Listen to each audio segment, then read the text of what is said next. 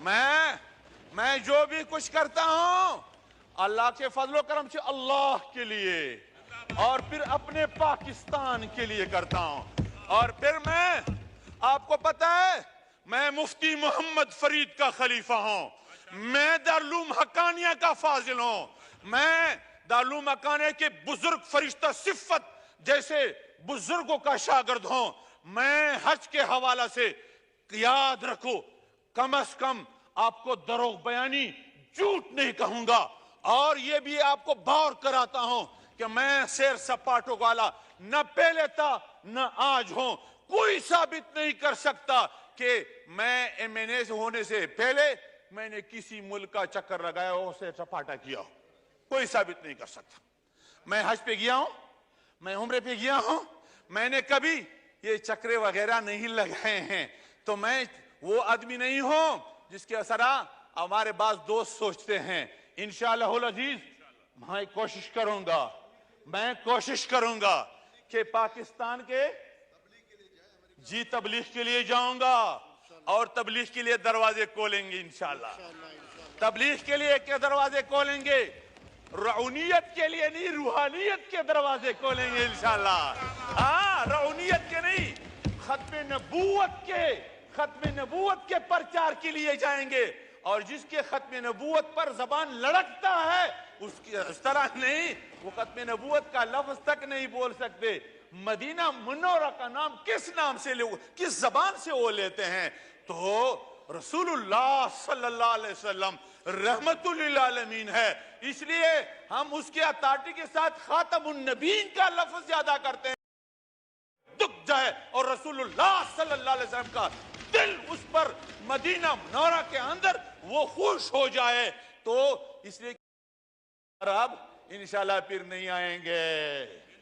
اور اس طرح رہے فرار اختیار کیا کہ پھر نہیں آئیں گے.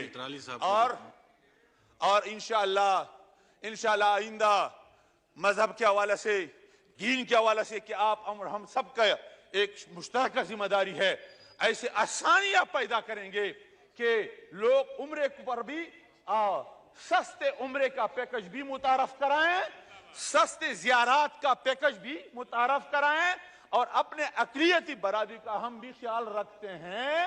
وہ ہمارے پاکستانی برادری ہیں, ان کا بھی بالکل, ان کے لیے میں جن کے مشکلات ہیں میں چونکہ ان کا بھی منسٹر ہوں, ان کے لیے بھی بہت سی آسانیاں پیدا کروں گا. اور انہوں نے آپ کے فنڈ پر جو ڈاکے ڈالے ہیں ان کا حساب آج میں نے مانگا ہے کہ اس سے پہلے جو اقلیتی برادری کے جو فنڈ جنہوں نے کایا ہے, ہڑپ کیا ہے, ان کے پیٹ سے نکال کر آپ کو دیں گے انشاءاللہ العزیز. شکریہ جی.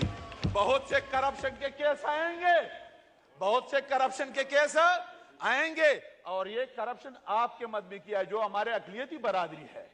تو پاکستان کو امیج کو خراب کرنے کے لیے سب کچھ وہ کر رہے ہیں.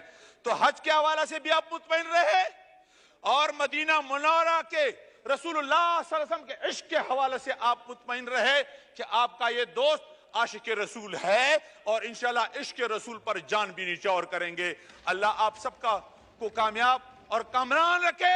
اور شہباز شریف کا میں اس لیے بھی شکریہ ادا کرتا ہوں, میرے ساتھ انہوں نے حج کو سستا کرنے کے حوالے سے آج انہوں نے پیغام بھیجا ہے, میں ان کا شکریہ ادا کرتا ہوں.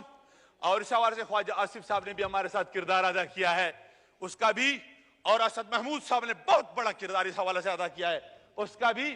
اور شہباز شریف نے میرے حلقے میں جو آگ بڑکٹا تھا اور بہت سے جنگلات جل گئے تھے, اور وہاں کے صوبائی حکومتوں نے مجرمانہ غفلت برتی تھی, کیونکہ وہ جنگلات جو ہیں یہ ان کی ملکیت میں آتے ہیں, تو انہوں نے وہ آگ کو بالکل کھلی چھٹی دی تھی.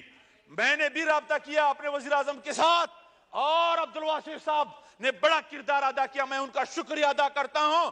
اور پھر انہوں نے ہوائی وزٹ بھی کیا, اور صرف یہ نہیں کہ پاکستان میں جو ان کی آگ کو بجھانے کے لیے کوئی طریقہ نہیں تھا, شہباز شریف کا میں شکریہ ادا کرتا ہوں کہ انہوں نے باہر دنیا سے جہازیں منگا کر اس آگ کو ٹھنڈا نہیں, ان کو بجھا دیا.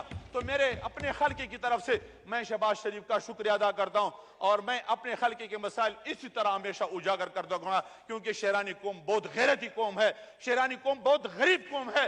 تو یہ مطالبہ میں شہباز شریف سے براہ راست بھی کروں گا کہ ان کا جو نقصان ہوا ہے ان کا ازالہ کیا جائے, کیونکہ ان بیچاروں کا سارا روزگار یہ جنگلی حیات اور جنگل سے وابستہ ان کے جنگلات پر ہے.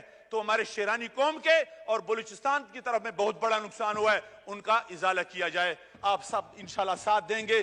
وآخر دعوانا ان الحمدللہ رب العالمین.